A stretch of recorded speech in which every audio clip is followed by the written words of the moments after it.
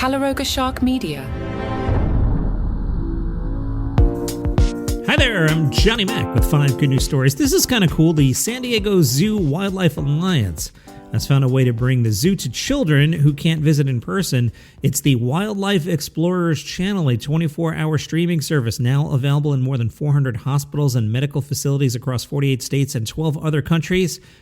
The Wildlife Explorers Channel gives children access to live animal cameras, close-up zoo encounters, and educational wildlife programming right from their hospital rooms. Margaret is the manager of hematology and oncology at Rady Children's Hospital. Margaret said many of her patients have weakened immune systems, so they're unable to go to places like the zoo, and the channel has brought the zoo to them. It's had a huge impact on our patients. I do recall one time there was a little girl who was about 3, and her mom had to go to work, and she was sad because her mom had to go. But then we turned on the zoo channel, and she just lit up. That's awesome. A 100-year-old World War II veteran from Nebraska has become the oldest organ donor in U.S. history. Doctors determined that even at 100 years old, his liver was healthy enough to save another person's life.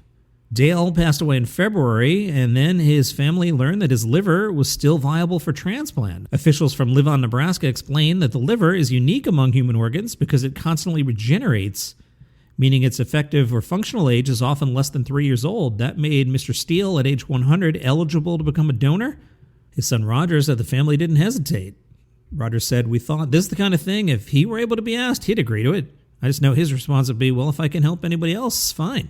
Roger Steele was born in Nebraska in 1925, served in Europe during World War II before returning home to have a long life with his wife Doris. They were married for 72 years. He worked as a cattle rancher. Kyle Herber is the president and CEO of Live On Nebraska and said, "One of the myths we hear out in the community is that I'm too old to be an organ donor. I might not be healthy enough to be a donor, and I think a case like this truly proves there is no age limit. This is a story about a life of service that didn't end at death." Nice job by a rancher in Hawaii. There were chest-high floodwaters in the middle of the night. Tyler and friends helped rescue 15 horses. Tyler told Hawaii Public Radio, "When I got there, it was definitely something I'll never forget. There's nobody there. I drive up to a disaster scene that nobody knows about, starting off alone. He showed up in his pickup truck. As he opened the paddock door, the water was already so high it began filling the car. He mounted the horse he was responsible for and rode her out of the paddock. Some others showed up with a backhoe to help get rid of some of the water. The group kept working until 15 horses got out of there. All 15 got out without any injuries. Nice job, everybody." Meanwhile, in Michigan, animal control officers were called out for a sentence they had never said before. The sentence, "Caller has a monkey wearing a diaper that's on their porch trying to get inside their house." This was an actual report that came in St. Charles after a female spider monkey named Brazil showed up on a porch and decided to stage a home invasion. Officers arrived. By the time the officers arrived, Brazil the monkey had already been returned to the house next door. Rachel's the director of the agency and said officers made contact with the owner and found the monkey inside, where the monkey appeared healthy, active, and well cared for.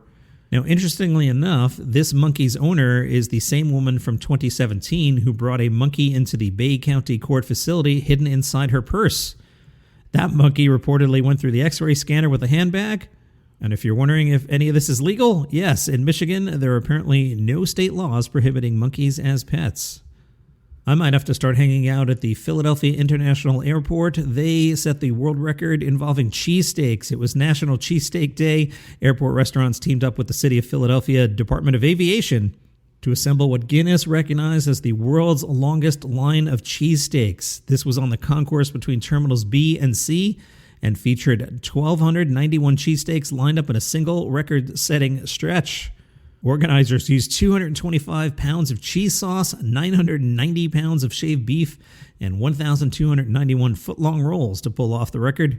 Kate is the chief commercial officer for the Department of Aviation, and Kate said, "In 2026, Philly's on a roll, literally and figuratively. Cooking and assembling the longest line of cheesesteaks ever will be among many historic moments in Philadelphia this year. Congratulations, and thanks to all the cheesesteak restaurants here at PHL that collaborated on this delicious record-setting accomplishment. Thanks to Guinness for acknowledging this achievement." And those are your 5 good news stories for today. Have an awesome day.